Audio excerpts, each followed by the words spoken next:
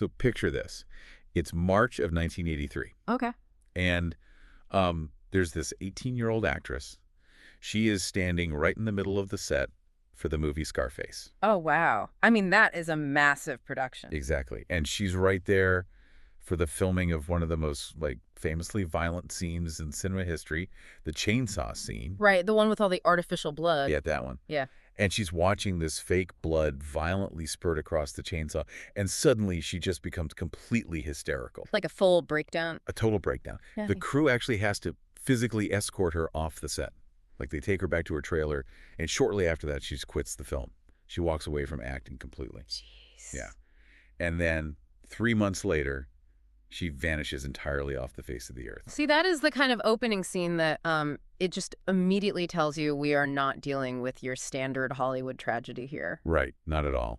Because, when we hear about young actors struggling, we are so conditioned to expect that familiar narrative, like the pressures of fame or, the studio machine just chewing someone up. Yeah, the typical child star burnout. Exactly. But the disappearance of Tammy Lynn Leppert, it throws that entire script completely out the window. Like, we are looking at a mystery that takes this glamorous facade of a rising starlet and just plunges it straight into a very murky, deeply complex world. Well, welcome to today's deep dive, everyone. Our mission for you today is to try and understand exactly what happened to Tammy. Right, because you're going to hear rumors of, serial killers, sudden mental breakdowns, and the really shadowy underbelly of 1980s South Florida money laundering. Yeah, it gets wild. It really does. But to even begin piecing this together, you have to understand the backdrop. Like, this isn't Los Angeles, right? And it's not Right. New York. This is 1980s South Florida. A completely different beast. Oh, absolutely. It was a highly volatile ecosystem. You had this massive boom in speculative real estate, rapid local media expansion, and just an entire culture being heavily influenced by people operating in, massive financial gray areas. Okay, let's unpack this, because Tammy's trajectory before it all derailed was incredibly unique. Right. Just to give you an idea of who we were talking about here, Tammy had been competing in beauty pageants since she was 4 years old. 4? That's so young. I know, right? And by the time she was 18, she had won over 280 crowns. Wait, 280? Yeah, 280. She was even featured on the cover of CoverGirl magazine in 1978. I mean, she was a professional. She knew exactly how to present herself, how to hit her marks, and how to charm an audience. Right, but her career took a very sharp left turn right at the dawn of the 1980s. Yeah, it did. Because she had experienced all this consistent early success. But then, in 1980, when she was just 15, she spent 7 weeks filming a Paramount feature called Little Darlings. Oh, yeah, with Tatum O'Neal and Christy McNichol. Exactly, major stars of the era. So it felt like her big break, right? But when the final cut of the movie was released, her part was almost entirely left on the cutting room floor. Ugh, I can't even imagine the devastation of that. Yeah, it had to be brutal. Just think of the psychological conditioning of a teenager who has spent literally her entire conscious life. Right, every weekend. Yeah, every weekend since she was a toddler. Yeah. Training for that exact spotlight. Mm-hmm. To go to the premiere and realize you've been erased. I mean, she actually told a local paper that it made her sick to her stomach. And it forced a total shift in strategy for them. Because after that rejection from the traditional Hollywood studio system, her mother, Linda Curtis... Who was also her manager, right? Yes, exactly. Her mom was her manager. She decided to pivot. So Linda had this talent agency over on Merritt Island called Galaxy Productions. And through that agency, Tammy became heavily involved in this alternative independent route to fame. And honestly, this is where the cast of characters around her gets decidedly bizarre. Yeah, because she is suddenly completely removed from the orbit of, typical teenage actors or standard studio executives. Absolutely. Suddenly, this teenager is surrounded by older, highly aggressive business operators. Like, for example, you have this guy, Dr. Peter Brownlee Mills. Right. He was a wealthy orthodontist who was actively trying to fund an independent film called Over the Top. Which, just for the record, was years before the Sylvester Stallone movie of the same name. Yeah, totally unrelated. Dr. Mills never actually made his movie, but Tammy was formally attached to it for years. Yeah, and then you introduce Walter Leibowitz into the mix. He was a Miami attorney. Right. And Leibowitz hosted a syndicated financial television show called Money Talks. And Tammy, an 18-year-old with absolutely zero financial background or education, was brought onto this show. It makes no sense. Right. She was heavily coached, given these prepared responses, and basically placed on camera to sound like a seasoned expert discussing complex tax planning and something called interval ownership. Interval ownership. Yeah, which was just the legal structural term they used for 1980s timeshares. Okay, hold on. I need to stop you there. Yeah. Because for those of us who weren't, trading Miami real estate in 1982, what exactly is going on here? It's a good question. Like, why would an aggressive business operator or a lawyer use an 18-year-old actress to talk about tax shelters on local television? It's like asking a high school theater kid to sit on the board of a hedge fund. It just makes absolutely zero sense on the surface. Right. What's fascinating here is the underlying mechanism of how independent productions and syndicated TV shows actually functioned in the early 80s in Florida. Okay. They were heavily utilized for speculative financing. So let's say you are a wealthy professional, like an orthodontist or a real estate developer. Right. You could fund an independent movie or a late-night local TV show that was fully destined to fail or lose money. On purpose. Yes, on purpose. You could then declare that failure as a massive business loss and use that loss to wipe out the taxes you owed on your actual lucrative business. Wow. So the media production is just a giant write-off machine. Precisely. It's a write-off. But to make it look legitimate to the IRS and to outside investors, you needed real actors, real scripts, and a real veneer of Hollywood glamour. You needed a front. I see. So you use a glamorous, naive face to sell a complex, legally gray financial product. South Florida at this time was just completely saturated with shell corporations and municipal redevelopment schemes. And Leibowitz was in the middle of that. Oh, deeply. Leibowitz himself was tied to municipal code enforcement battles and aggressive redevelopment in Miami Beach. Tommy was essentially a prop in a much larger adult game of high-stakes finance and tax loopholes. Man, so if she is suddenly acting as the face for these aggressive, legally gray financial operators, she's no longer just reading lines. No, not at all. She's sitting in the room while the deals are being made. She's carrying the secrets of very powerful men. So when did she realize she was in over her head? Because this brings us directly to that terrifying shift in her mental state we mentioned earlier. Right, the turning point. Yeah. According to multiple sources, this shift appears to happen after a weekend cast party for the movie Spring Break in 1982. Right. She had a small, uncredited role in that. Yeah. And her close family friend, Wing Flanagan, actually went on record stating that she came back from that specific weekend a completely different person. Just fundamentally changed. Yeah, she became incredibly withdrawn.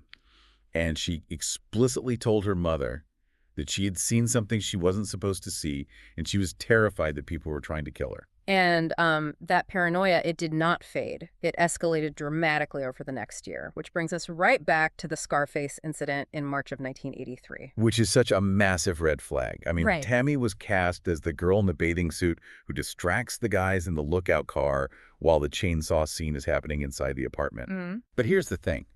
While she was filming this in Miami, guess where she was staying? She was actually staying at Walter Leibowitz's house. Honestly, that is a staggering detail. It really is. She is staying under the roof of the very financial lawyer who had her pushing timeshare tax shelters on his syndicated TV show. I mean, the psychological pressure of that environment cannot be overstated. Wait, so she's filming one of the most violent, iconic scenes in cinema history by day, and by night, she is living in the home of the man steering her through this shadowy financial ecosystem. Yeah. That is an absolute psychological pressure cooker. Completely. So on the fourth day of filming, she completely breaks down. And Leibowitz actually called her mother and told her to come take Tammy away, even suggesting she needed a doctor or the police. And when she's back home in Rockledge, the fear just becomes entirely consuming. We are talking about severe behavioral shifts here. Like what? Well, she starts sleeping with a baseball bat and a knife under her pillow. Oh my God. Yeah, and she outright refuses to eat or drink from any open containers because she is totally convinced that someone is actively trying to poison her. Wow. But most tellingly, she specifically starts talking about a local drug and money laundering operation. And it all comes to this really terrifying climax on July 1st. Right. She just completely snaps. She takes that baseball bat and smashes the windows of her own house. Yeah. And then she turns on Wing Flanagan, who, remember, was basically an adopted son to her mother, and attacks him. Mm-hmm. So her mom, Linda, is left with absolutely no choice but to have her checked into a mental health facility for a 72-hour psychiatric hold. And this is where we get a piece of medical evidence that just forces us to look at this case through a completely different lens. The toxicology reports. Yes, the toxicology reports from that 72-hour hold showed absolutely zero drugs or alcohol in her system. You know, I found myself staring at that detail in the cold case files for a long time. It's striking, isn't it? It is. Because if there were no drugs, what does this actually mean? If you read through the true crime forums, a lot of amateur sleuths suggest this was a genuine clinical mental health crisis. Right, like the sudden onset of schizophrenia or bipolar disorder. Yeah, which frequently manifests in the late teens or early 20s anyway. Exactly. But the alternative is chilling. Like, was she exhibiting the very rational terror of a girl who knew she was actually being hunted? Well, her behavior, like the window smashing, the intense fear of poisoned food, it certainly aligns with severe clinical paranoia. Yeah. But her lack of substance abuse, combined with the extreme specificity of her fears, makes this a very complex three-dimensional problem. I mean, she wasn't talking about abstract delusions like aliens or ghosts. Right, she wasn't hallucinating. No, she was talking about money laundering, which is a very specific structural crime that happened to perfectly align with the bizarre financial circles she had just been embedded in. And that three-dimensional problem brings us directly to the timeline of her disappearance. So she is released from that 72-hour hold. A few days pass, and we arrive at the morning of July 6, 1983. And these are her final known movements. Right. That morning, Tammy leaves her house. And her mother noted something highly unusual. Tammy left with her hair uncombed. Which is huge. It is. For a girl who had competed in nearly 300 beauty pageants and whose entire life revolved around meticulous self-presentation, leaving the house unkempt was a massive anomaly. Yeah, it shows her state of mind. Exactly. So she leaves with a friend named Keith Roberts, who reportedly owed her about $300. And according to police interviews with Roberts, they went for a drive toward Cocoa Beach, but they got into a really heated, escalating argument. Over the money? Actually, she wanted to go to Fort Lauderdale, which was a 2-hour drive away, and he refused to take her. So he claims she just demanded to be let out of the car right then and there. Wow. So he drops her off in a parking lot near an Exxon station and this very prominent local building known as the Glass Bank in Cocoa Beach. It's around 1:00 p.m. in the afternoon. And some witness reports even suggest she was completely barefoot when she got out of the car. Florida, in July, barefoot on the pavement. I mean, from the moment she steps out of that vehicle, the timeline gets incredibly tight and deeply frightening. Yeah, because she manages to make 3 frantic phone calls.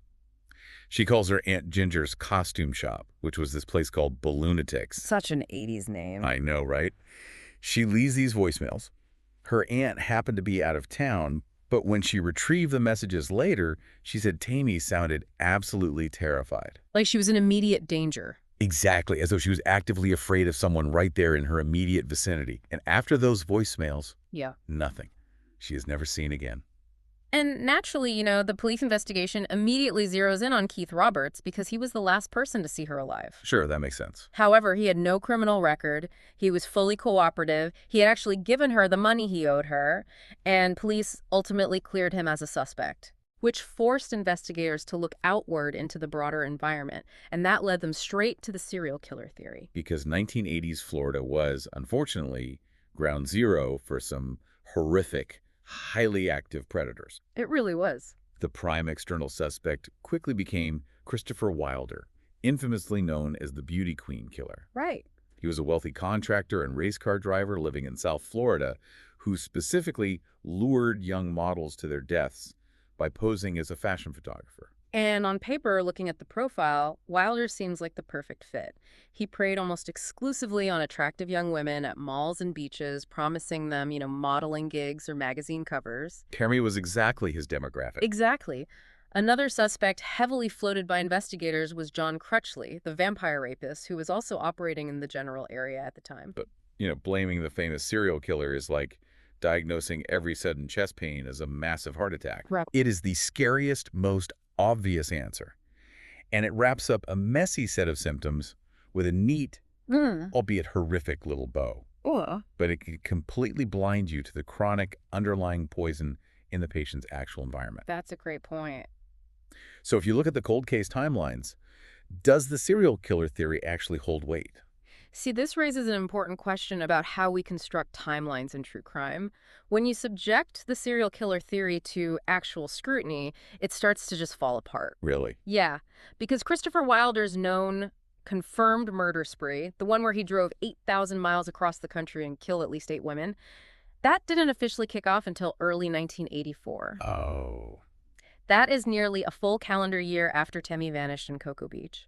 I mean, he had a documented history of assaults prior to 1984, but the lethal geographical escalation just doesn't match up with July of 1983. Exactly. Furthermore, while Tammy's family initially filed a $1 million lawsuit against Wilder's estate after he was killed in a police shootout, they eventually dropped the suit entirely. Because over time, even Tammy's own mother and her talent agent started to deeply doubt he had anything to do with it.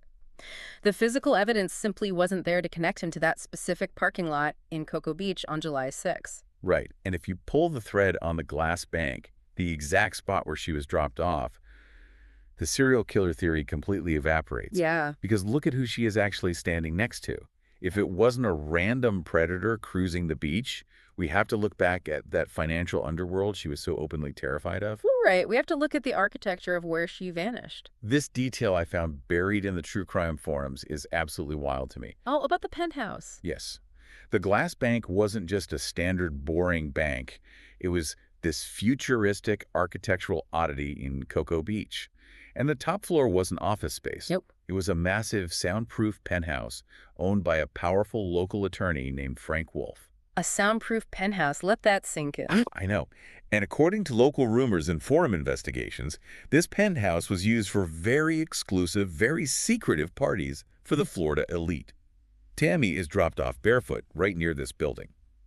And who is Frank Wolf intimately connected to? The exact same tight circle. Yes, the exact same circle of municipal redevelopment figures and tax shelter operators as Walter Leibowitz. It's chilling, because when you trace the lines of Tammy's professional resume, you don't find standard Hollywood casting agents or innocent teen movie sets. No. You find a closed loop. Every connection constantly circles back to these older men involved in aggressive 1980s Florida finance. It is a very specific ecosystem of tax shelters and legal loopholes. Here's where it gets really interesting, though. Okay. 2 years after she vanishes, the case takes a turn that makes you question everything we've just discussed. Oh, the phone calls. Yeah. In 1985, a Cocoa Beach detective receives 2 separate phone calls from an unidentified woman. The woman explicitly claims that Tammy is alive, she is well, and she's going to school to become a nurse. Which is such a bizarrely specific detail. Exactly. Because becoming a nurse was a deeply personal dream of Tammy's that wasn't widely publicized in the press. Right. And those phone calls fundamentally shifted the perspective of the police. Up until that point, they were looking for a body. But after those calls, investigators actually started doubting that foul play was involved at all. Which feeds right into a massive theory pushed by her own sister. During her own private investigation, her sister discovered that Tammy apparently had 3 different Social Security numbers attached to her name. Wow. Right.